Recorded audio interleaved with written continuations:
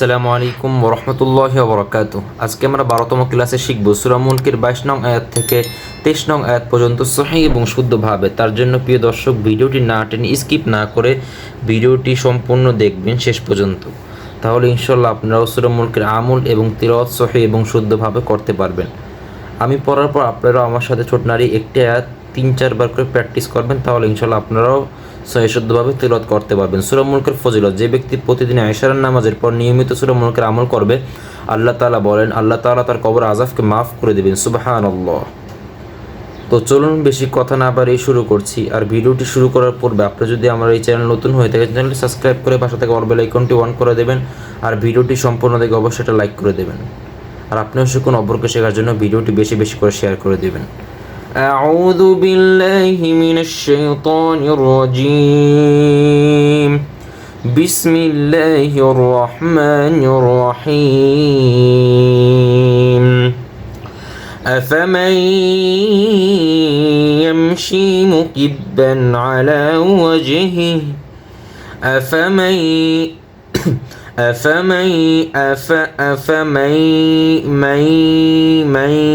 গুণ হবে।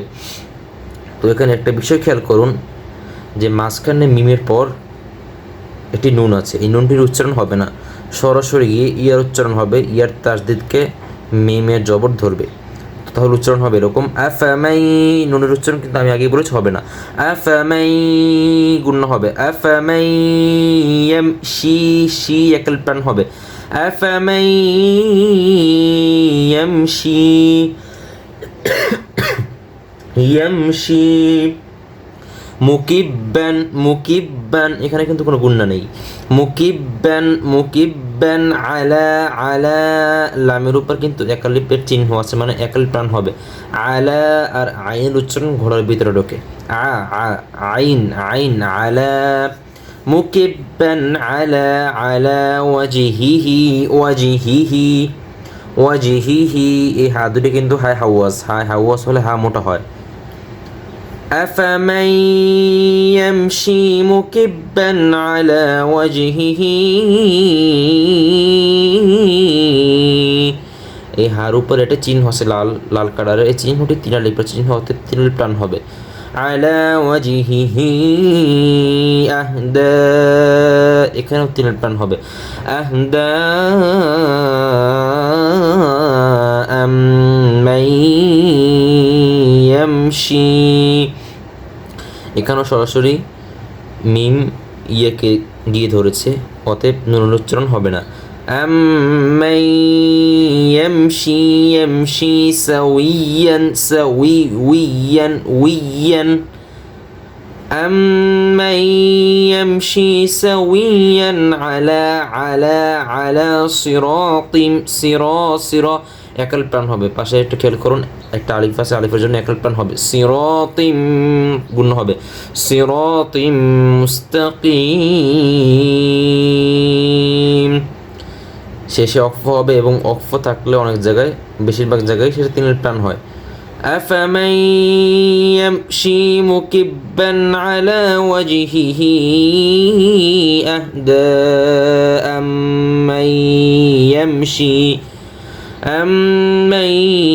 ইয়ামশি সাউইয়ান আলা সিরাতিম মুস্তাকিম। শেষে কিন্তু তিনের প্রাণ হবে মুস্তাকিম। কুল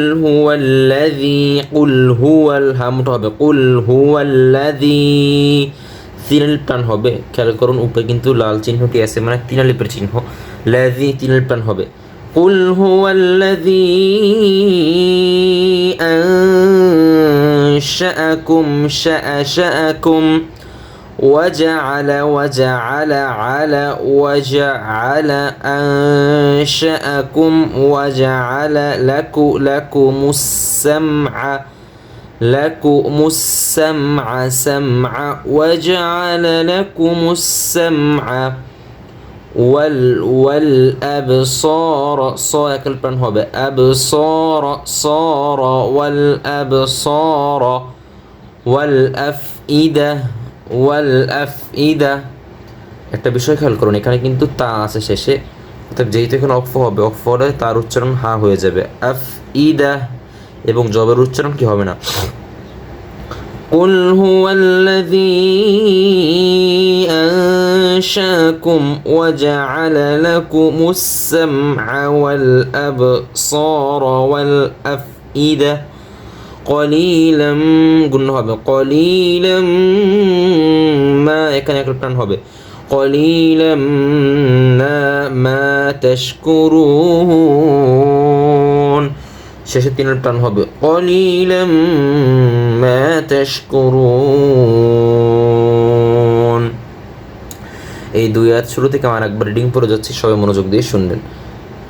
বিসমিল্লাহির রহমানির রহিম। أفمن يمشي مكبا على وجهه أهدى أمن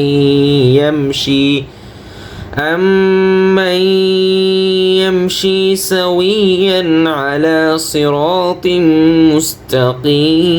مستقيم قل هو الذي أنشأكم وجعل لكم السمع والأبصار والأفئدة قليلا ما تشكرون صدق الله مولانا العظيم। আজকের ভিডিওটি এ পর্যন্তই। পরবর্তী ভিডিও পাওয়ার জন্য সবাই অবশ্যই চ্যানেলটি সাবস্ক্রাইব করে রাখবেন। আসসালামু আলাইকুম ওয়া রাহমাতুল্লাহি ওয়া বারাকাতুহু।